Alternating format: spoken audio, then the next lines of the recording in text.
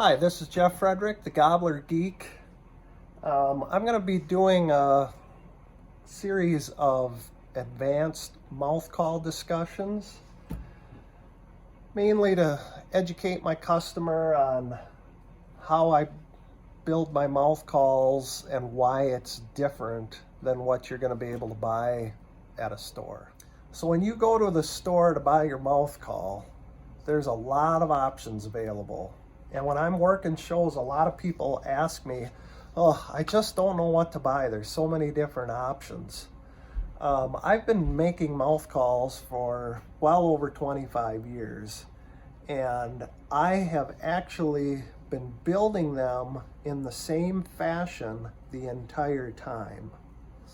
And a lot of people are quite confused about what does what and what to buy. Because I have built mouth calls in the same fashion for as long as I have learned what the aspects are that make a mouth call sound the way it sounds and attributes to the ease of use. So the calls that you see in the store are built in a fashion where all the reeds are stretched at the same time. I have always built my calls to where the reeds are stretched individually. So I have different stretches on different reeds. My background in education is in graphic design and art. So I'm a designer by trade. I have related my education to how I build mouth calls. Many other mouth call manufacturers approach it from an engineering standpoint. Here's a call that sounds good, let's replicate that. What I found is, or at least my approach to building mouth calls, is more of an art form. And I am much slower at building calls, but I add that design flair into my calls, and I've learned over the years of what different things will affect the sound of the call.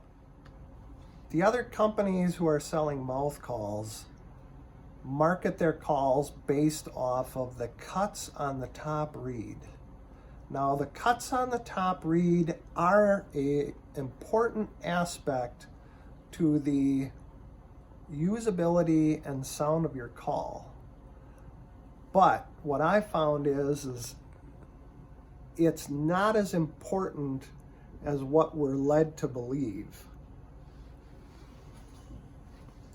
Here are the things that I found affect the call's sound and usability in order. Number one is stretch. And like I said, the way I build my calls, I have a different stretch on different reeds. The reed thickness and the overall thickness of the reeds of the whole stack of reeds. Number three would be the cut on the top reed.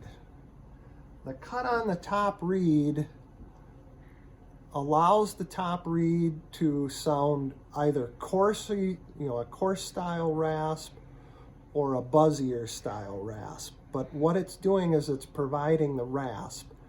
And it also is allowing access to the second reed.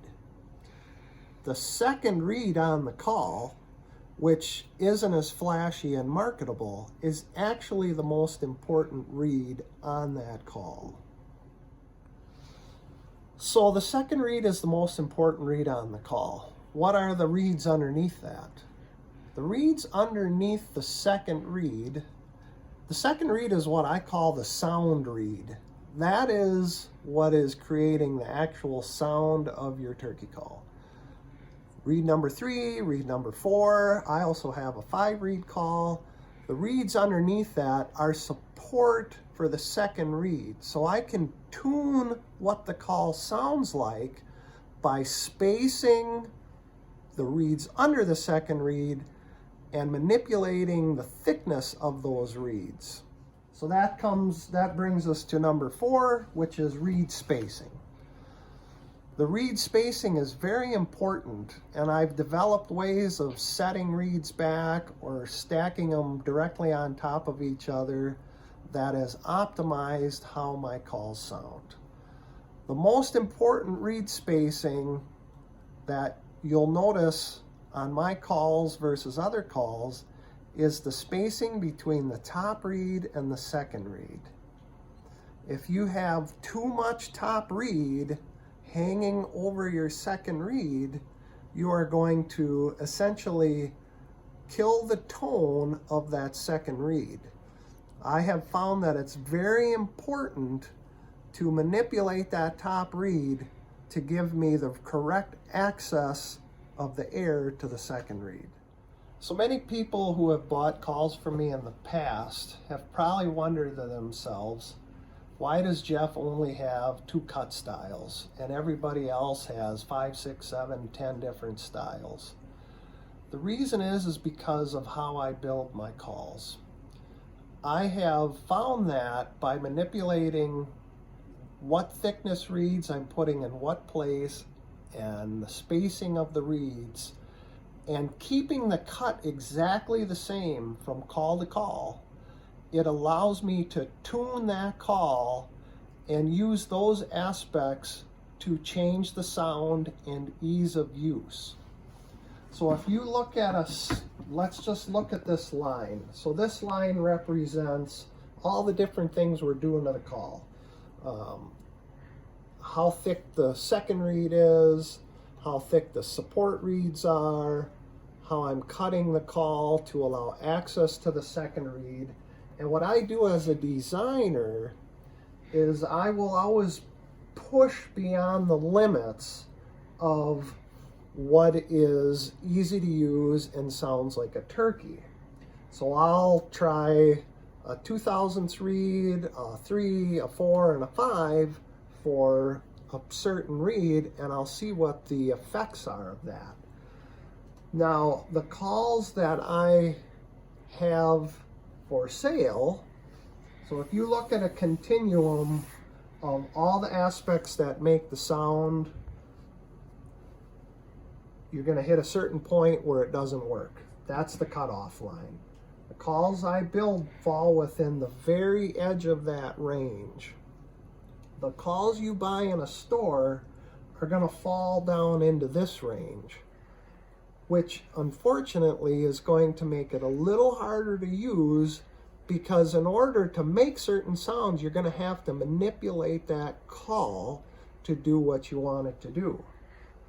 All of my calls are built right at that edge of that build range, right at the very cusp. So I would say like my Champion's Choice and Split V-Mod are in this range, my ultra thins are in this range, and my new 5 reeds are right at the edge of something that isn't usable.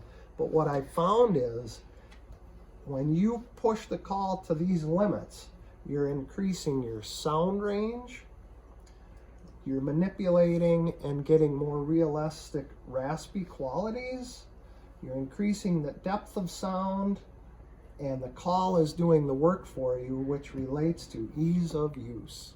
So that's kind of my first video on the advanced mouth call discussions. Now I'm really geeking out about this stuff, and subscribe to my YouTube channel for more of this information. It's rattling around in my head. When I think of it, I'm going to write it down and I'm going to add some information to my YouTube channel. Make sure you hit subscribe, and we'll see you in the next video.